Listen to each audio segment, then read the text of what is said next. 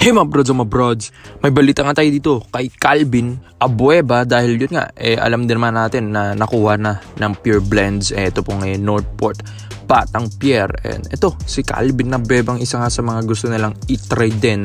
Dahil nga sinabi nila na free agent din, ito pong sina Gio Halalon. So isasabay nila si The Beast. Pero ito pong si The Beast mga kabrods ay minamata ito ng San Miguel Beermen. Yes, alam mo natin na ito pong SMB.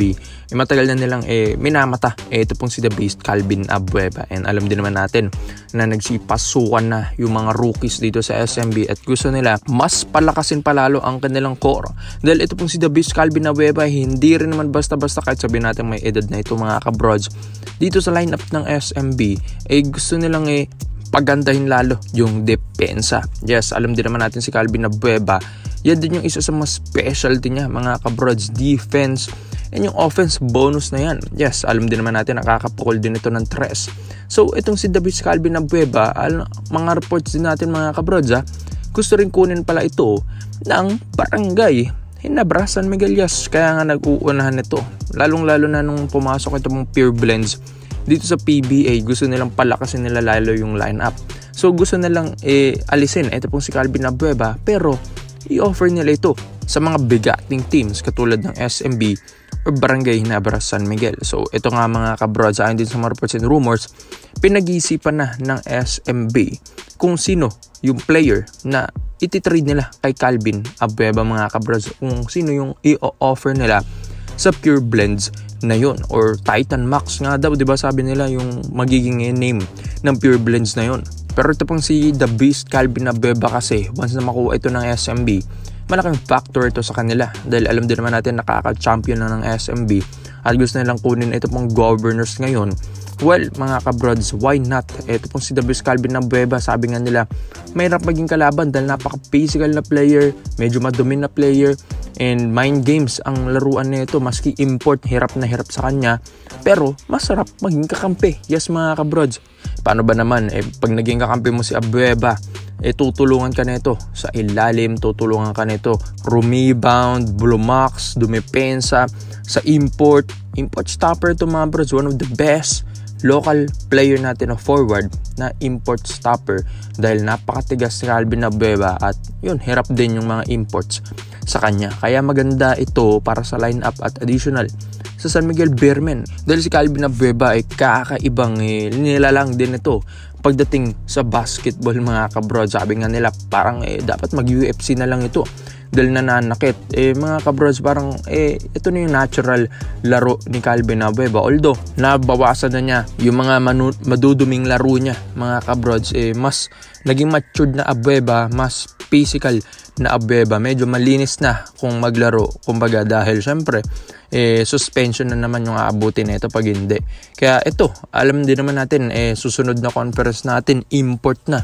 Yes, may mga imports na tayo mga kabrods, kaya ito fit na fit si The Beast, Calvin Abueva dyan dahil hindi na mahirapan ito pong SMB kung sino yung ide-depensa nila or ilalatag nilang depensa dun sa import ng mga kalaban nila dahil mga Governors na tayo mga kabroad, 6'6 yan yung mga import na yan. So kayang-kaya ni The Beast yan kahit 6'3 or 6'2 lang ang height na ito ni The Beast mga kabrods. Yung puso naman nito napakalaki mga kabrods. Kaya ito sa San Miguel Beermen, sa lahat ng mga SMB fans, sa tingin nyo ba dapat bang kunin na ito pong SMB, ito pong si The Beast, Calvin Abueva dito sa Pure Blends or Titan Max na bagong kuponan dito sa PBA? Kaya komento mo lang ang opinion mo dito mga brods at isa natin yan.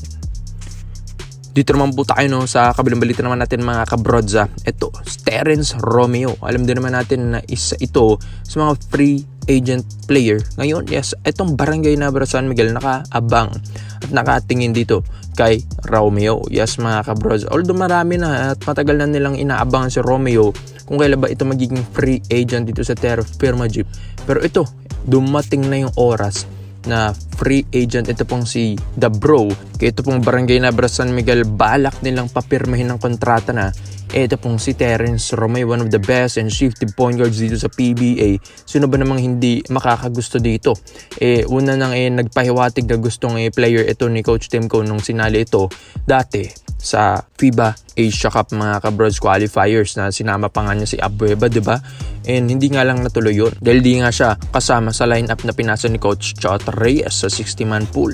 Kaya ito pong si Terrence Romeo ngayon mga kabrods, knowing na hindi na kailangan mag-trade ng Ginebra, knowing na hindi na sila maglalagas pa ng player para makuha lang si Romeo, kumbaga, isa-sign mo na lang ng kontrata. Well, ito na, gustong-gusto na rin kunin ng Ginebra ito, pero pinag-aaralan pa, lalong-lalo na't dumating na yung mga rookies ng Barangay Ginebra sa San Miguel, kaya gusto nila mas maganda na ang kanilang choices pagdating sa pagkuha ng mga veterano dahil yung mga rookies na mga batang yan sila na yung mga magiging future ng Ginebra. Baka nga masapawan pa sila ng mga veterano. Pero ito pong si Romeo mga brods, hindi rin naman basta-bastang player ito. Yes, kahit sabihin natin mas advantage sa mga rookies na mga bata pa sila at mas may mag-grow pa dito sa PBA. Pero ito pong si Terrence Romeo, wala ka nang kailangan ditong gawing improvement dahil nasa kanya ng lahat. One of the best scorer dito sa PBA, former scoring champion mga kabros. Grabe yung handles, kahit import pinapaiyak neto. One of the best clutch player din dito sa PBA. Hindi ko nga alam bakit binitawan ito ng SMB. Hindi hamak daw naman na mas magaling ito kay Wami Chongson. Pero ito pong Barangay Ginebra, mas gugustuhin pa nila ito pong si Terrence Romeo kaysa kumuha at gumawa ng mga big trades na naman. Yes, dahil sa Romeo, free na yan I mean, madali na lang kunin ng Ginebra ito dahil free agent nga. Pero sana, kung gugustuhin ito ng Barangay Ginebra San Miguel, dapat ngayon palang kinakausap na yung agent na ito ni Romeo at nagkakaroon na talaga ng maayos na negosasyon.